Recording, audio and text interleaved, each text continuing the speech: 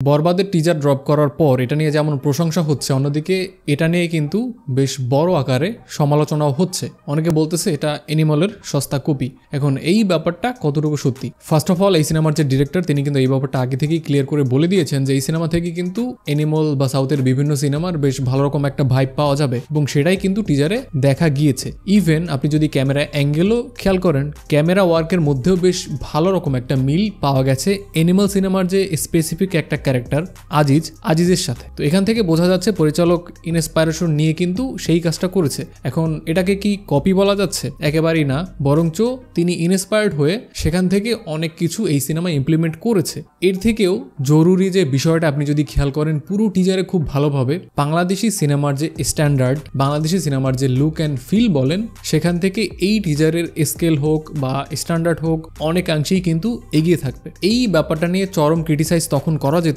যখন ডিরেক্টর এই ব্যাপারটাকে একদমই অস্বীকার করতো, যে না আমি এই সিনেমাটা একদম আমার মতো করে একদম ফ্রেশ আইডিয়া থেকে বানিয়েছি। তখন কিন্তু প্রত্যেকটা দর্শকই এটা নিয়ে সমালোচনা করতো, কারণ পুরো ব্যাপারটাই কিন্তু স্ক্রিনে ভিজিবল। দেখা যাচ্ছে রণবীর কাপুরের অ্যানিমাল থেকে কিন্তু ইন্সপায়ার্ড হয়ে তিনি পুরো ব্যাপারটা এখানে এনেছেন। এই ব্যাপারটা তিনি যে আগে থাকতেই খোলাখুলি ডিসকাস করেছে, এই ব্যাপারটা বেশ ভালো একটা সাইন। বাট বাংলাদেশি অনেক ডিরেক্টর ছিলেন এর আগে, তারা কিন্তু কপির ব্যাপারটা একেবারেই এড়িয়ে গেছে, যে না আমার সিনেমা কপি না। শাকিব খানের সিনেমায় এরকম বহু সিনেমা কলকাতার বাংলা সিনেমা থেকে হুবহু টুকে দেওয়া হয়েছে। ওই সিনেমার পরিচালককে যখন এই কপির ব্যাপারে প্রশ্ন করা হয় তিনি একদম অস্বীকার করেছে। তো সেই ব্যাপারটা কিন্তু এখানে হয়নি, এবং ওইসব সিনেমার ক্ষেত্রে যেটা হয়েছে কোয়ালিটি একদমই বাজে ছিল। বাট এখানে বাংলা সিনেমার যে স্ট্যান্ডার্ড সেখান থেকে কিন্তু অনেক বেটার কোয়ালিটি প্রোভাইড করতেছে। এই ব্যাপারটার সাথে আরও যে ব্যাপারটা কানেক্টেড সেটা হলো সোয়াগ। স্ক্রিনে শাকিব খান তার সোয়াগটা যেভাবে দেখিয়েছে, বিশেষ করে স্পেসিফিক কিছু মোমেন্টে যেখানে তিনি সাইলেন্স বলে এবং একদম শেষ পোর্শনে গিয়ে তার যে লুকটা দেখানো হয়, সেখানে তার যে ছোট চুল থাকে বা তাকে যে আরো অনেক হেভি দেখায়, ভয়ঙ্কর দেখায়, এই যে স্ক্রিনে সোয়াগটা ফুটিয়ে তোলা, এইটা কিন্তু বাংলাদেশের অন্য কোনো অ্যাক্টর করতে গেলে হিমশিম খেত। একটা সিনেমার ক্ষেত্রে এটাও কিন্তু অনেক ম্যাটার করে, যেমনটা তুফানে আমরা দেখেছিলাম।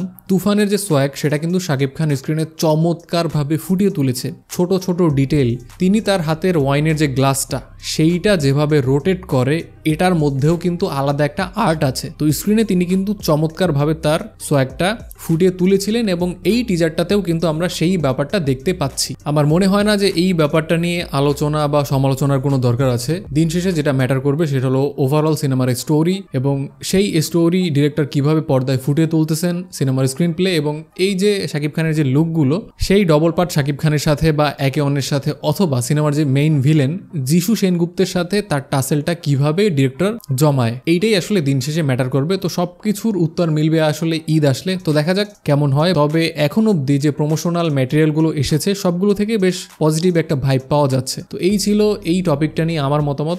বিষয়টা নিয়ে যদি আপনার কোনো মতামত থাকে দেন কমেন্টে আমাকে অবশ্যই জানাতে পারেন। ভিডিওটা দেখার জন্য অসংখ্য ধন্যবাদ। আপনি যদি এই চ্যানেলে প্রথমবার হয়ে থাকেন, জাহিদ ব্রো চ্যানেলে, দেন অবশ্যই চ্যানেলটি সাবস্ক্রাইব করে দেবেন। আপনার সাথে দেখা হচ্ছে খুব শীঘ্রই। টেল দেন, টাটা।